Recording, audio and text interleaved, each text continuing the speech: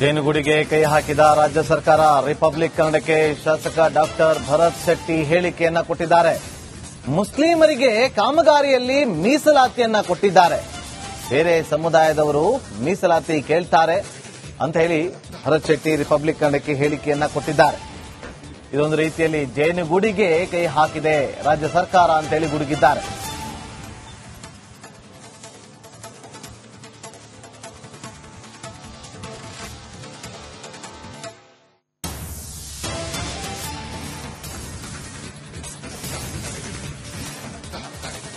ನಮ್ಮೊಂದಿಗೆ ಈಗ ನೇರ ಸಂಪರ್ಕದಲ್ಲಿದ್ದಾರೆ ಭರತ್ ಶೆಟ್ಟಿ ಅವರು. ಸರ್ ನಮಸ್ಕಾರ.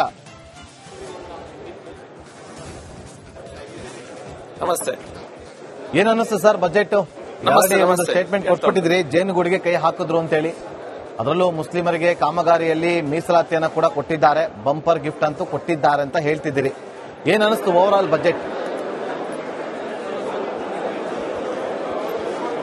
ಓವರ್ ಆಲ್ ಬಜೆಟ್ ಅಲ್ಲಿ ಕರ್ನಾಟಕ ನೋಡಿದಂತ ವರ್ಸ್ಟ್ ಬಜೆಟ್ ಇದು, ವರ್ಸ್ಟ್ ಎವರ್ ಬಜೆಟ್. ಇದರಲ್ಲಿ ಟೋಟಲ್ ಆಗಿ ನೀವು ಅವರ ನಂಬರ್ಸ್ ಅನ್ನ ನೋಡಿದ್ರೆ ಅದರಲ್ಲಿ ಟೋಟಲ್ ಫಜ್ಜಿಂಗ್ ಮಾಡಿದ್ದಾರೆ, ನಂಬರ್ಸೇ ಸರಿ ಇಲ್ಲ.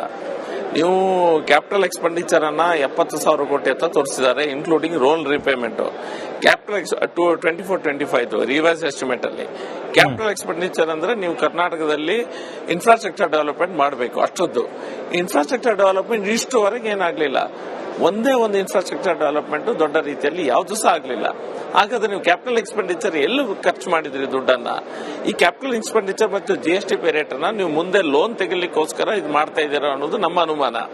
ಈ ಸಾರಿ ನೀವು ಬಜೆಟ್ ಅಲ್ಲಿ ನೋಡಿದ್ರೆ 1 ಲಕ್ಷ ಕೋಟಿಗೂ ಜಾಸ್ತಿ ಲೋನ್ ಅನ್ನು ತೆಗೆದುಕೊಂಡಿದ್ದಾರೆ. 1 ಲಕ್ಷ ಜಾಸ್ತಿ ಲೋನ್ ಅನ್ನು ತೆಗೆದುಕೊಳ್ಬೇಕಾದ್ರೆ ಹಿಂದಿನ ಅವಧಿಯಲ್ಲಿ ಅವರು GST ರೇಟ್, ಕ್ಯಾಪಿಟಲ್ ಎಕ್ಸ್ಪೆಂಡಿಚರ್ ಅದು ಇದೆಲ್ಲ ತೋರಿಸಿ ಲೋನಿಗೋಸ್ಕರ ರೆಡಿ ಮಾಡ್ಕೊಂಡಿದ್ದಾರೆ ಲಾಸ್ಟ್ ಬಜೆಟ್ ಅನ್ನ. ಇವತ್ತು ಲೋನ್ ತಗೊಂಡಿದ್ದಾರೆ ಅಷ್ಟು ದೊಡ್ಡ ರೀತಿಯಲ್ಲಿ. ಯಾವುದೇ ಒಂದು ಇಡೀ ಬಜೆಟ್ ಅಲ್ಲಿ ನೀವು ಮುಸಲ್ಮಾನರಿಗೆ ರಿಸರ್ವೇಶನ್ ಕೊಡುವುದನ್ನ ಬಿಟ್ಟು ಬೇರೆ ಯಾವುದೇ ರೀತಿಯ ಡೆವಲಪ್ಮೆಂಟ್ ವರ್ಕ್, ಫಾರ್ ಎಕ್ಸಾಂಪಲ್ ನೀವು ಇದಕ್ಕೆ ರೈತರಿಗೆ ಎಷ್ಟು ಇದೆ ಹೋಲ್ ಡಿಪಾರ್ಟ್ಮೆಂಟ್ಗೆ ನೀವು ಎಷ್ಟು ದುಡ್ಡನ್ನು ಇಟ್ಟಿದ್ರಿ ಅನ್ನೋದನ್ನ ಅದರಲ್ಲಿ ಕರೆಕ್ಟ್ ಆಗಿ ಹೇಳ್ತಾ ಇಲ್ಲ. ಯಾವುದೇ ಡಿಪಾರ್ಟ್ಮೆಂಟ್ ಅನ್ನು ತಗೊಳ್ಳಿ, ಯಾವುದೇ ಡಿಪಾರ್ಟ್ಮೆಂಟ್ ಅಲ್ಲಿ ನಾವು ಇಷ್ಟು ಹೆಲ್ತ್ಗೆ ಇಷ್ಟು ದುಡ್ಡನ್ನು ಕೊಡ್ತೇವೆ ಅನ್ನೋದಿಲ್ಲ.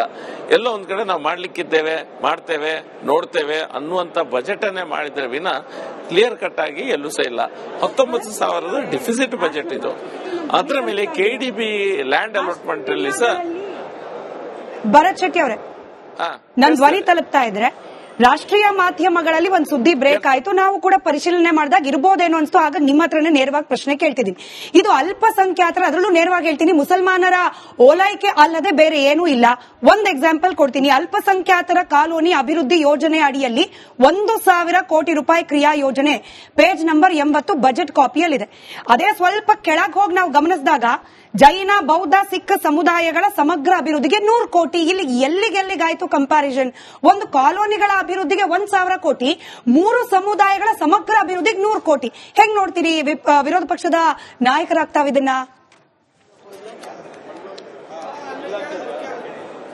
ನೋಡಿ, ಇದು ಈಗ ಬಜೆಟ್ ಏನಿದೆ, ಬಜೆಟ್ಗಿಂತ ಮುಂಚೆನೆ ಅವರು ನಮ್ಮ ಕಮ್ಯುನಿಟಿಗಳ ನಡುವೆ, ಹಿಂದೂ ಮುಸಲ್ಮಾನರು ಎಲ್ಲರ ನಡುವೆ ಒಂದು ರೀತಿಯ ವೈಷಮ್ಯದ ವಾತಾವರಣವನ್ನ ಸೃಷ್ಟಿ ಮಾಡಿದ್ದಾರೆ. ಯಾಕಂದ್ರೆ ಒಂದು ಕಣ್ಣಿಗೆ ಬೆಣ್ಣೆ, ಒಂದು ಕೈಗೆ ತುಪ್ಪ ಹಾಕುವಂತ ರೀತಿಯಲ್ಲಿ ಈಗ ಮುಂದುವರೆದು ಬಜೆಟ್ ಅನ್ನ, ಒಂದು ಎಕಾನಮಿಯನ್ನ ಒಂದು ಅಸ್ತ್ರವಾಗಿಸಿಕೊಂಡು ಪುನಃ ಸಮಾಜವನ್ನು ಒಡೆಯುವಂತ ಕೆಲಸಗಳನ್ನ ಈ ರೀತಿಯ ತುಷ್ಟೀಕರಣದ ನೀತಿಯ ಮೂಲಕ ಮಾಡ್ತಾ ಇದ್ದಾರೆ.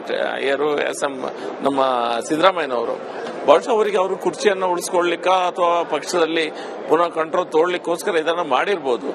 ಆದ್ರೆ ಕರ್ನಾಟಕದ ಜನತೆಗೆ ಕಾಸ್ಟ್ ಬೇಸ್ಡ್ ರಿಸರ್ವೇಶನ್ ಕಾನ್ಸ್ಟಿಟ್ಯೂಷನ್ ಅಲ್ಲಿ ಅಲೌಡ್, ರಿಲಿಜನ್ ಬೇಸ್ಡ್ ರಿಸರ್ವೇಶನ್ ಅಲೌಡೇ ಇಲ್ಲ. ಹಾಗೆ ನಮಗೆ ಬಹಳ ದುಃಖಕರವಾದ ಸಂಗತಿ. ಯಾಕಂತ ಹೇಳಿದ್ರೆ ಒಂದು ವಾತಾವರಣ ಹಾಳು ಮಾಡುವಂತಹ ಪ್ರಯತ್ನ ಈ ಬಜೆಟ್ ಮೂಲಕ, ಆ ಬಜೆಟ್ ಅನ್ನ ಅಸ್ತ್ರವಾಗಿಸಿಕೊಂಡು ಮಾಡಿದ್ದಾರೆ ಸಿದ್ದರಾಮಯ್ಯನವರು. ನೀವು ನಂಬರ್ಸ್ ಮಾತನಾಡ್ತಿದ್ರಿ, ಒಂದಷ್ಟು ನಂಬರ್ಸ್ ಅನ್ನ ಸಿದ್ದರಾಮಯ್ಯನವರು ಕೊಟ್ಟಿದ್ದಾರೆ. ನೋಡಿ, ನ್ಯಾಷನಲ್ GDPಗೆ ನಾವು ಕಂಪೇರ್ ಮಾಡಿ ನೋಡಿದಾಗ 8.4% ನಮ್ಮ ರಾಜ್ಯದಿಂದ ಹೋಗ್ತಿದೆ. ನ್ಯಾಷನಲ್ GDP ಗ್ರೋತ್ ರೇಟುಗಿಂತ ಕಂಪೇರ್ ಮಾಡಿದ್ರೆ ರಾಜ್ಯ ಚೆನ್ನಾಗಿದೆ. ಕೃಷಿ ಕ್ಷೇತ್ರ 4% ಇಂಪ್ರೂವ್ ಆಗಿದೆ. ಸರ್ವಿಸ್ ಸೆಕ್ಟರ್ 8.9% ಇಂಪ್ರೂವ್ ಆಗಿದೆ. ಕೈಗಾರಿಕಾ ವಲಯ ನಂಗೆ ಗೊತ್ತಿಲ್ಲ 5.8% ಇಂಪ್ರೂವ್ ಆಗಿದೆ ಅಂತೆಲ್ಲ ಅವರೇ ಹೇಳ್ತಿದ್ದಾರೆ. ನೀವ್ ಹೇಳ್ತಿದ್ದೀರಿ ಸರ್ಕಾರದ ಬೊಕ್ಕಸ ಬರದಾಗಿದೆ, ಅಭಿವೃದ್ಧಿ ಆಗ್ತಾ ಇಲ್ಲ. ಹಾಗಾದ್ರೆ ಈ ನಂಬರ್ಸ್ ಏನು? ಹಾಗಾದ್ರೆ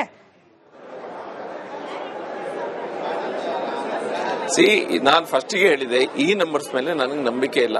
ವೈಯಕ್ತಿಕವಾಗಿ ನಂಗೆ ಖಂಡಿತ ನಂಬಿಕೆ ಇಲ್ಲ. ಯಾಕಂತ ಹೇಳಿದ್ರೆ ನೀವು ಲಾಸ್ಟ್ 2 ಬಜೆಟ್ಸ್ ಅನ್ನ ನೋಡಿದ್ರೆ ಅವ್ರು ಯಾವ್ದು GST ರೇಟ್ ಅನ್ನ ತೋರಿಸಿದಾರೆ ಅದನ್ನ ನೋಡಿದ್ರೆ ಗೊತ್ತಾಗ್ತದೆ. ನೀವು GST ರೇಟ್ ಅನ್ನ ಕ್ಯಾಲ್ಕುಲೇಷನ್ ಮಾಡುವಾಗ ಕ್ಯಾಪಿಟಲ್ ಎಕ್ಸ್ಪೆಂಡಿಚರ್ ಜಾಸ್ತಿ ಆಗಬೇಕು. ಕ್ಯಾಪಿಟಲ್ ಎಕ್ಸ್ಪೆಂಡಿಚರ್ ಅಂದ್ರೆ ನೀವು ಅಸೆಟ್ ಅನ್ನ ನೀವು ಜಾಸ್ತಿ ಮಾಡಬೇಕಂದ್ರೆ ಇನ್ಫ್ರಾಸ್ಟ್ರಕ್ಚರ್ ಡೆವಲಪ್ಮೆಂಟ್ ಮಾಡಬೇಕು. ಯಾವುದೇ ರೀತಿ ಇನ್ಫ್ರಾಸ್ಟ್ರಕ್ಚರ್ ಡೆವಲಪ್ಮೆಂಟ್ ಕರ್ನಾಟಕದಲ್ಲಿ ಆಗ್ಲಿಲ್ಲ. ಹಾಗಾದ್ರೆ ನೀವು GST ರೇಟ್ ಇರ್ಬೋದು, ಕ್ಯಾಪಿಟಲ್ ಎಕ್ಸ್ಪೆಂಡಿಚರ್ ಅನ್ನ ಆ ಲೆವೆಲ್ ಅಲ್ಲಿ ಹೇಗೆ ತೋರಿಸ್ತಾ ಇದ್ರಿ? ಇದಕ್ಕೆ ಒಂದೇ ಒಂದು ಉತ್ತರ, ಅವರು ಶ್ವೇತಪತ್ರವನ್ನು ಹೊರಡಿಸಬೇಕು. ಕರ್ನಾಟಕ ರಾಜ್ಯದ ಹಣಕಾಸಿನ ವ್ಯವಸ್ಥೆ ಹೇಗಿದೆ, how is the financial health of Karnataka ಅನ್ನೋದು ನೀವು ಶ್ವೇತಪತ್ರ ಹೊರಡಿಸಿದ್ರೆ ನಮ್ಗೆ ಗೊತ್ತಾಗ್ತದೆ. ಆಗ ನೋಡುವ. ಇದೆಲ್ಲ ಈ ನಂಬರ್ಸ್ ಅನ್ನ ಅವ್ರು ಪುನಃ ರಿವರ್ಸ್ ಎಸ್ಟಿಮೇಟ್ ಮಾಡ್ತಾರೆ, ಪುನಃ ನೆಕ್ಸ್ಟ್ ಬಜೆಟ್ ಮಾಡುವಾಗ ಚೇಂಜ್ ಆಗ್ತದೆ, ಅದೆಲ್ಲ ಇದ್ದದ್ದೇ. ಆದ್ರೆ ಇದು ಸಮರ್ಪಕವಾಗಿ ಒಂದು ಒಳ್ಳೆಯ ಎಕನಾಮಿಕಲ್ ಬಜೆಟ್, ಒಳ್ಳೆಯ ಬಜೆಟ್ ಅಲ್ವೇ ಅಲ್ಲ. ಇದು ಪೊಲಿಟಿಕಲ್ ಬಜೆಟ್ ಅಲ್ಲ, ಇದು ಪೊಲಿಟಿಕಲ್ ಸ್ಪೀಚ್ ಅವರದ್ದು. ಅಲ್ಲಿ ಏನ್ ಮಾಡಿದ್ದಾರೆ, it is just a political speech. ಅಲ್ಲ, ಭರತ್ ಶೆಟ್ಟಿ ಅವರೇ, ಆರಂಭದಲ್ಲಿ ಅವರು ಮಾತಾಡ್ಬೇಕಾದ್ರೆ ಹೇಳಿದ್ರು, ಇದು ರಾಜ್ಯದ ಸರ್ವತೋಮುಖ ಅಭಿವೃದ್ಧಿಯ ಮುನ್ನೋಟದೊಂದಿಗೆ ಸಿದ್ಧಪಡಿಸಿರುವಂತಹ ಈ ಒಂದು ಬಜೆಟ್ ಅನ್ನ ಕನ್ನಡಿಗರಿಗೆ ಅರ್ಪಿಸ್ತಾ ಇದ್ದೀವಿ ಅಂತ ಹೇಳಿ. ಹೌದಾ?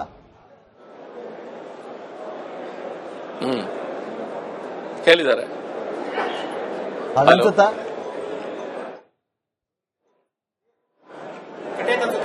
ಹಲೋ, ಇಲ್ಲ, ಖಂಡಿತ ಇಲ್ಲ. ಇದು ಟೋಟಲ್ ಆಗಿ ಅವ್ರು ಏನು ಭಾಷಣವನ್ನ ಮಾಡಿದ್ದಾರೆ ಮತ್ತು ವಾಸ್ತವವಾಗಿ ಏನಿದೆ ಅಜಗಜಾಂತರ ವ್ಯತ್ಯಾಸವಿದೆ. ಅವ್ರು ಹೇಳುದೇ ಒಂದು, ಇಲ್ಲ ಆಗುವುದೇ ಒಂದಾಗಿದೆ ಕರ್ನಾಟಕದಲ್ಲಿ. ಅವ್ರು ಹೇಳೋದಕ್ಕೆ ಒಂದಕ್ಕೂ ತಲೆ ಬುಡ ಇಲ್ಲ ಅಂತ ಹೇಳಿದ್ರು ತಪ್ಪಾಗಿದೆ. ಹಾಗಾದ್ರೆ ಈಗ ಮೇಕೆದಾಟು ಯೋಜನೆಗೆ ನಾವು ಸಿದ್ಧರಿದ್ದೀವಿ, ಕೇಂದ್ರ ಸರ್ಕಾರದ ನಮಗೆ ಅನುಮತಿ ಸಿಗಬೇಕು, ಕೊಟ್ರೆ ನಾವು ಇಮಿಡಿಯೇಟ್ ನಾವು ಕಾಮಗಾರಿನ ಶುರು ಮಾಡ್ತೀವಿ ಅಂತಂದ್ರು. ಸಪೋರ್ಟ್ ಇದೆಯಾ ಕೇಂದ್ರ ಸರ್ಕಾರದಿಂದ ಮೇಕೆದಾಟು ಯೋಜನೆಗೆ?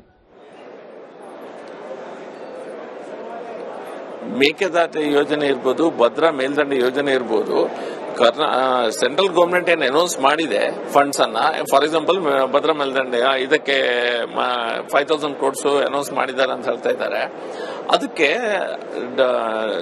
ಅದಕ್ಕೆ ಒಟ್ಟಾಗಿ ನಾವು ಪೂರಕವಾಗಿ ಕೆಲವು ವಿಷಯಗಳನ್ನ ಮಾಡಬೇಕಾಗಿದೆ. ಕರ್ನಾಟಕ ಸರ್ಕಾರದಿಂದ ಕೆಲವು ಡಾಕ್ಯುಮೆಂಟ್ಸ್ ಗಳನ್ನ, ಕೆಲವು ವಿಷಯಗಳನ್ನ, ಕೆಲವು ಸಮಸ್ಯೆಗಳನ್ನ ಪರಿಹಾರ ಮಾಡ್ಕೊಳ್ಬೇಕು. ಅದು ಯಾವ್ದು ಇವರು ಮಾಡ್ಕೊಳ್ತಾ ಇಲ್ಲ. ಎಲ್ಲವನ್ನ ಕೇಂದ್ರ ಸರ್ಕಾರದ ಮೇಲೆ ತಪ್ಪೆನ್ನುವಂತ ಮಾಹಿತಿಯನ್ನ ಕೊಡ್ತಾ ಇದ್ದಾರೆ ಜನರಿಗೆ. ಆ ಯೋಜನೆ ಅವ್ರು ಹೇಳಿದ್ದಾರೆ. ಮೊನ್ನೆ ಹೇಳಿದ್ರು ಕೇಂದ್ರ ಸರ್ಕಾರದಿಂದ ನಮ್ಗೆ ಟ್ಯಾಕ್ಸ್ ಸರಿಯಾಗಿ ಸಿಗ್ತಾ ಇಲ್ಲ ಅಂತ. ರಿವೈಸ್ಡ್ ಬಜೆಟ್ ನೋಡಿದ್ರೆ 26-25ರಲ್ಲಿ 60,000ಕ್ಕಿಂತಲೂ ಜಾಸ್ತಿ ಟ್ಯಾಕ್ಸ್ ಫಂಡ್ ಅನ್ನ ಕರ್ನಾಟಕ ರಾಜ್ಯಕ್ಕೆ ಸೇರಬೇಕಾದದನ್ನ ಕೇಂದ್ರ ಸರ್ಕಾರ ಕೊಟ್ಟಿದೆ ಅನ್ನೋದನ್ನ ಒಪ್ಕೊಂಡಿದ್ದಾರೆ ಇವರು ಈ ಬಜೆಟ್ ಅಲ್ಲಿ. ಮತ್ತು ಹೊರಗೆ ಬಂದಾಗ ಇಲ್ಲ ನಮ್ಗೆ ಸಿಗ್ತಾ ಇಲ್ಲ, ಅದಿಲ್ಲ ಇದಿಲ್ಲ ಅನ್ನುವಂತ ಮಾತನ್ನ ಹೇಳ್ತಾರೆ. ಬಜೆಟ್ ಪ್ರತಿಯಲ್ಲಿ ಪ್ರಿಂಟ್ ಮಾಡಿರೋದೇನು ಹಾಗಾದ್ರೆ? ರಾಜ್ಯದ ತೆರಿಗೆ ಹಂಚಿಕೆಯಲ್ಲಿ 23% ಕುಸಿತ ಆಗಿದೆ, ಅಂದಾಜು 12,000 ಕೋಟಿ ರೂಪಾಯಿಯಷ್ಟು ನಷ್ಟ ಆಗಿದೆ. ಯಾಕಂತಂದ್ರೆ 15-14ನೇ ಹಣಕಾಸಿನ ಆಯೋಗದಲ್ಲಿ ಬರಬೇಕಾದ ಪ್ರಮಾಣದಲ್ಲಿ ನಮಗೆ ತೊಂದರೆ ಆಗಿದೆ. ಹೀಗಾಗಿ ಇಷ್ಟೆಲ್ಲಾ ನಷ್ಟ ನಾವು ಅನುಭವಿಸ್ತಾ ಇದ್ದೀವಿ. ಈ ಲೆಕ್ಕ ಹಾಗಾದ್ರೆ ಏನು? ಪೇಜ್ ನಂಬರ್ 14 ಪ್ರಿಂಟ್ ಮಾಡಿಸಿದ್ದಾರೆ. ಕೇಂದ್ರದಿಂದಲೇ ಅನ್ಯಾಯ, ಮತ್ತೆ ಅದೇ ವಾದ.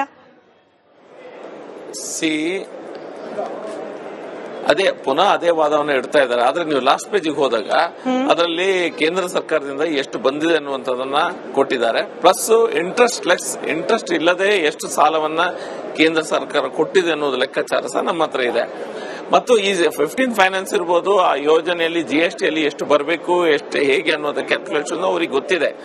ಆ ಮೀಟಿಂಗ್ಸ್ ಅಲ್ಲಿ ಇವರ ಫೈನಾನ್ಸ್ ಮಿನಿಸ್ಟರ್ ಸಿದ್ದರಾಮಯ್ಯ ಇಲ್ಲದಿದ್ರೆ ಯಾರಾದ್ರೂ ಒಬ್ರು ಮಿನಿಸ್ಟರ್ನ ಕರ್ನಾಟಕದಿಂದ ಕಳಿಸ್ತಾರೆ. ಅವ್ರು ಕೂತು ಅವ್ರ ಹತ್ರ ಇದು ಏನು ಡಿಬೇಟ್ ಆಗಿಯೇ ಇದನ್ನೆಲ್ಲ ಡಿಸಿಷನ್ ಆಗುದು. ನಮ್ಗೆ ಗೊತ್ತಿಲ್ಲ ಅದಂತ ಹೇಳುದು ಅದು ಸರಿಯಲ್ಲ. ಮತ್ತು ಟೋಟಲ್ ಆಗಿ ಅವರು ಇಡೀ ಬಜೆಟ್ ಪುಸ್ತಕದಲ್ಲಿ ಏನನ್ನ ಪ್ರಿಂಟ್ ಮಾಡಿದ್ದಾರೆ, ಇದರಲ್ಲಿ ತಮ್ಮದೇನು ತಪ್ಪಿಲ್ಲ, ನಾವು ಅದರಲ್ಲಿ ನುಣುಚಿಕೊಳ್ಳುವಂತ ಪ್ರಯತ್ನವನ್ನ ಮಾಡುದು ಇಡೀ ಬಜೆಟ್ ನಲ್ಲಿ ಪುಸ್ತಕದಲ್ಲಿ ಗೊತ್ತಾಗ್ತದೆ. ಫಾರ್ ಎಕ್ಸಾಂಪಲ್, ನೀವು ಸಮಾಜಕ್ಕೆ ಏನು ಸಮಸ್ಯೆ ಮಾಡ್ತಿದ್ರ ಅಂತ ಹೇಳಿದ್ರೆ, 6 ಜನ ಭೂಗತ ನಕ್ಸಲರು ಶರಣಾಗತಿ ಆಗ್ತಾರೆ. 6 ಜನ ಭೂಗತ ನಕ್ಸಲರು ಶರಣಾಗತಿ ಆಗ್ತಾರೆ. ಆದ ಕೂಡಲೇ ಇವ್ರ ಮನಸ್ಸಲ್ಲಿ ಏನ್ ಬಂದಿದೆ, ನಕ್ಸಲಿಸಂ ಕರ್ನಾಟಕದಲ್ಲಿ ನಿಂತೋಗಿದೆ, ಇನ್ನು ನಕ್ಸಲ್ಸ್ ಇಲ್ಲ, ಹಾಗಾಗಿ ನಕ್ಸಲ್ ನಿಗ್ರಹ ಪಡೆಯನ್ನ ವಿಸರ್ಜಿಸಲಾಗಿದೆ ಅನ್ನುವಂಥದ್ದನ್ನ ಬಜೆಟ್ ಅಲ್ಲಿ ಕೊಟ್ಟಿದ್ದಾರೆ. ನೀವು ಸಡನ್ ಆಗಿ ನಕ್ಸಲ್ ನಿಗ್ರಹ ಪಡೆಯನ್ನ ನೀವು ಹಂತ ಹಂತವಾಗಿ ಅದನ್ನ ಕಮ್ಮಿ ಮಾಡ್ಕೊಂಡು ಬರಬೇಕು, ಇಂಟೆಲಿಜೆನ್ಸ್ ಇನ್ಪುಟ್ ಅನ್ನ ತಗೊಳ್ಬೇಕು. 6 ಜನ ಸರೆಂಡರ್ ಆಗಿದ್ದಾರೆ ಅಂತ ನೀವು ಇಡೀ ನಕ್ಸಲ್ ಇದನ್ನ ಪಡೆಯನ್ನ ನೀವು ವಿಸರ್ಜನೆ ಮಾಡಿದ್ರೆ ಸಮಾಜ ಬಹಳ ಸಮಸ್ಯೆಗಳನ್ನ ಎದುರಿಸ್ತದೆ. ಇಡೀ ಇದರಲ್ಲಿ ಎಲ್ಲೋ ಒಂದು ಕಡೆ ಎಪಿಸೈಡ್ ಮಾಡುವಂತ ಒಂದು ಮೈನಾರಿಟಿಗೆ ಎಪಿಸೈಡ್ ಮಾಡೋದು, ಇಲ್ಲದೆ ಅರ್ಬನ್ ನಕ್ಸಲ್ಸ್ಗೆ ಅಥವಾ ನಕ್ಸಲ್ಸ್ಗೆ ಅಥವಾ ಲೆಫ್ಟಿಸ್ಟ್ಗಳಿಗೆ ಎಪಿಸ್ಮೆಂಟ್ ಮಾಡುವಂತ ವ್ಯವಸ್ಥೆ ಈ ಬಜೆಟ್ ಅಲ್ಲಿ ಇದ್ರೆ ಬಿಟ್ರೆ ಬೇರೆ ಏನ್ಸ ಇಲ್ಲ. ಸರ್, ಲಾಸ್ಟ್ ಪ್ರಶ್ನೆ ಭರತ್ ಶೆಟ್ಟಿ ಅವರೇ, ನೋಡಿ ಒಂದು ಮಾತನ್ನ ಹೇಳ್ತಾರೆ, ಇವತ್ತು ನಾವು ಚುನಾವಣೆಗೂ ಮುನ್ನ ಕೊಟ್ಟಂತ ಭರವಸೆ ಏನಿತ್ತು ಗ್ಯಾರಂಟಿ, ಅದನ್ನ ನಾವು ಸಂಪೂರ್ಣವಾಗಿ ಜಾರಿಗೆ ಮಾಡಿದೀವಿ. ಅಷ್ಟೇ ಅಲ್ಲ, ಜೊತೆಗೆ ವಿತ್ತೀಯ ಕೊರತೆಯನ್ನ ಮಾನದಂಡಗಳಿಗೆ ಇಟ್ಟುಕೊಂಡು ಅದನ್ನ ಒಳಪಟ್ಟು ನಿರ್ವಹಣೆ ಮಾಡ್ತಿರೋದು ಕೂಡ ಸರ್ಕಾರದ ಸಾಧನೆ ಅಂತ ಹೇಳಿದ್ದಾರೆ. ಹೌದಾ? ಅದನ್ನ ಕ್ಲಿಯರ್ ಆಗಿ ನಿರ್ವಹಣೆ ಆಗ್ತಾ ಇದೆಯಾ ಗ್ಯಾರಂಟಿ? ಅವ್ರು ಹೇಳಿದ್ದಾರೆ ಗ್ಯಾರಂಟಿಗಳಲ್ಲಿ ಅವರು ಏನು ಕ್ಲೇಮ್ ಮಾಡ್ತಿದ್ದಾರೆ ಅದರ 40% ಅಷ್ಟು ಸಹ ನಿರ್ವಹಣೆ ಆಗ್ತಾ ಇಲ್ಲ. ನೀವು ಜನರ ಹತ್ರನೇ ಹೋಗಿ ಕೇಳಿದ್ರೆ ಗೊತ್ತಾಗ್ತದೆ, ನಿಮ್ಗೆ ಅದು ದುಡ್ಡು ಬರ್ತಾ ಉಂಟಾ, ಸಮಯಕ್ಕೆ ಬರ್ತಾ ಉಂಟಾ ಅಂತ ಕೇಳಿದ್ರೆ ಗೊತ್ತಾಗ್ತದೆ. ಟೋಟಲ್ ಆಗಿ ಗ್ಯಾರಂಟಿ ಏನ್ ಕೊಟ್ಟಿದ್ದಾರೆ, ಅವ್ರು ಪ್ರಾಮಿಸ್ ಏನ್ ಮಾಡಿದ್ದಾರೆ ಜನರಿಗೆ, ಆ ಗ್ಯಾರಂಟಿಯಲ್ಲೇ ಫೇಲಿಯರ್ ಆಗಿದ್ದಾರೆ. ಅವರು ಗ್ಯಾರಂಟಿಯ ನಿರ್ವಹಣೆ ಮಾಡ್ಲಿಕ್ಕೆ ಅವರಿಗೆ ಆಗ್ತಾ ಇಲ್ಲ. ಅದು ಟೋಟಲ್ ಆಗಿ ಅದು ಫ್ಲಾಪ್ ಆದಂತ, ನಾವು ಇಲೆಕ್ಷನ್ಗಿಂತ ಮುಂಚೆ ಏನೆಲ್ಲ ಪ್ರಾಮಿಸ್ ಅನ್ನ ಮಾಡಿದ್ದಾರೆ ಒಂದೊಂದು ಸೈಡ್ ಈಡೇರಿಸಲಿಕ್ಕೆ ಆಗ್ಲಿಲ್ಲ.